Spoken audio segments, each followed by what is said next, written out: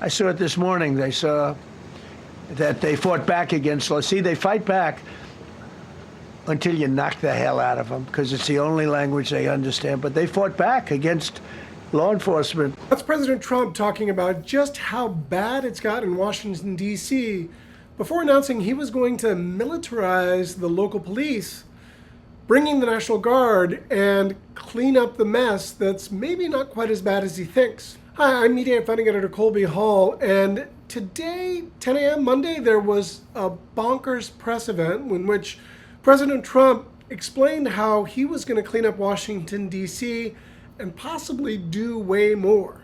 What follows are the 5 most bonkers moments from Trump's militarizing D.C. press briefing. Number 5, taking control of the D.C. police. It's time for dramatic action. We're going to do the same thing over here. It's going to be a very safe city very soon. We're not looking to take years, because a lot of people die in years.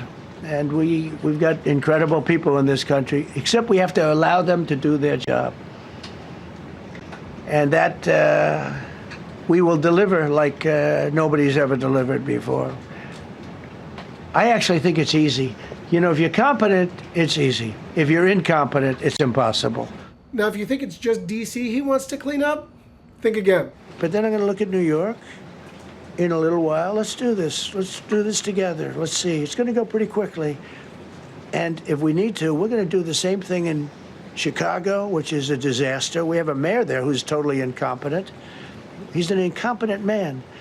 And we have an incompetent governor there. Pritzker's an incompetent. His family threw him out of the business, and he ran for governor. And now I understand he wants to be president. But I noticed he lost a little weight, so maybe he has a chance. You know, you never know what happens. But Pritzker's a gross incompetent guy, thrown out of the family business. But when I look at Chicago and I look at L.A., if we didn't go to L.A. 3 months ago, L.A. would be burning like the part that didn't burn. That's militarizing a lot of cities that are run by Democrats. Speaking of which, he couldn't resist hitting Democrats. Number 4, everybody transgender. Probably won't get one Democrat vote because they have no idea what they're doing. That's why they want men playing in women's sports. That's why they want transgender for everybody transgender. I mean, this was political theater, evidenced by the fact that he had to give in digs on the Democrats. Not all Democrats want everyone to be transgender, but that's the narrative he wants to put out there, and he kept going. And they just got walloped in an election, in a landslide, and they haven't changed one thing. I saw the other day the certain gentleman who was a very well-known politician, Democrat, was fighting like hell that men should be allowed to play in women's sport. They just don't get it. They said it's an 80-20 issue, and I think it's a 97-3 issue. And I don't know who the 3 are. I've never heard anybody nobody's ever come up to me, sir, you have to let men play in women's sports. You have to do it, sir. Nobody's ever approached me. I don't know where this issue even comes from. Never seen anything like it. You get the idea that maybe he's more interested in scoring some partisan points with like political theater than actually cleaning up D.C. And of course, there were some members of the press that were there that were happy to help him get that message out. Number 3, Brian Glenn. Now, you may not know, but Brian Glenn is Marjorie Taylor Greene's boyfriend and easily Trump's most sycophantic member of the press corps. And without fail, he asks questions that A, make it about himself, and are layups for President Trump. I agree. Brian. I've got 2 questions for you. First, about D.C. This is personal for me as well. Last year, I was robbed on the streets by one of these teenage thugs. Had a gun, got away with it. Let's talk about the effort that between law enforcement, prosecutors, and judges, because it's a recycling belt that these kids go. They don't fear the police. They know it. If you talk about how we've got to get these judges and put these kids behind bars, right. Adult crimes deserve adult penalties. That dude's got main character syndrome more than anyone else in the press corps, but he wasn't done. Hey, Brian, go ahead. My question is this. You're building the big, beautiful ballroom. Yeah. Could we build a big, beautiful briefing room, updated technology, more seats? I don't want to do that. I don't want you to be comfortable. So no, I don't want to make life comfortable. I mean, it's just kind of weird how like joyful and gleeful and laughing the press corps is in a briefing that's really about militarizing the nation's capital. That's like people laughing at this massive historic moment. Weird. That wasn't the weirdest moment. There was also President Trump seeming to confuse an American state with Russia. Number 2, confusing Alaska for Russia. And it's embarrassing for me to be up here. You know, I'm going to see Putin. I'm going to Russia on Friday. I don't like being up here talking about how unsafe and how dirty and disgusting this once beautiful capital was. That's Trump, of course, talking about his coming meeting with Vladimir Putin on Friday in Alaska and misspeaking about how he was actually going to Russia and not Alaska. But that was a mistake that he didn't make just once. It's going to be a big thing. We're going to Russia. That's going to be a big deal. What happens, happens. I'll let you know what happens. You'll be the first to know. I'll be calling the European leaders. I'm going with totally, I mean, we have a lot of talks. They're great people. They're great leaders, actually, and they want to get back. Honestly, as one of them said, I've OD'd on trying to settle Ukraine. They've OD'd, meaning they've overdosed on the settlement of Ukraine. I'm not going to say cognitive decline. I'll let you say that.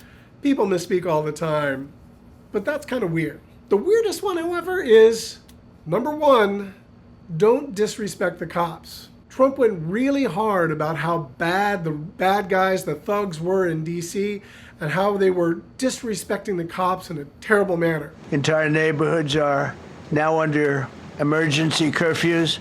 Just this past weekend, gunfire went through, and you saw that, the Navy Yard.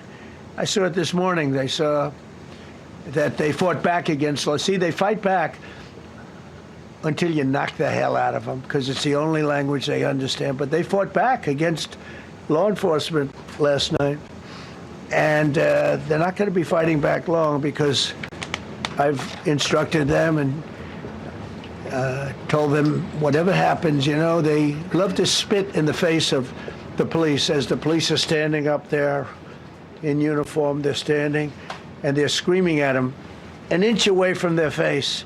And then they start spitting in their face. And I said, you tell them, you spit and we hit. And they can hit real hard. It's a disgusting thing. I've watched that for years, for 3-4 years. I've watched them. The police are standing, and they're told, don't do anything under any such, so and you can see they want to get at it. And they're standing there, and people are spitting in their face, and they're not allowed to do anything. But now they are allowed to do whatever the hell they want. You know, fair point. We should always respect the police, right? Back the blue. That's a big thing. And Trump's always had that position, right?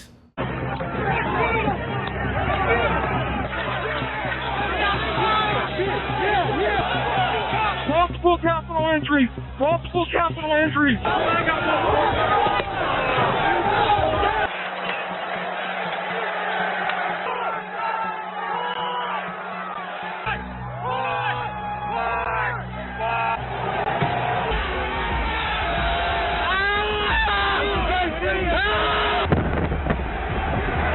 All right, those were his supporters who were attacking Capitol Police on January 6th because they believed the Stop the Steal rally that he had led them to believe.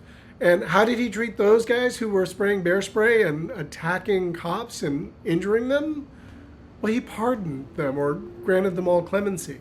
Again, it's all BS, right? This is all political theater.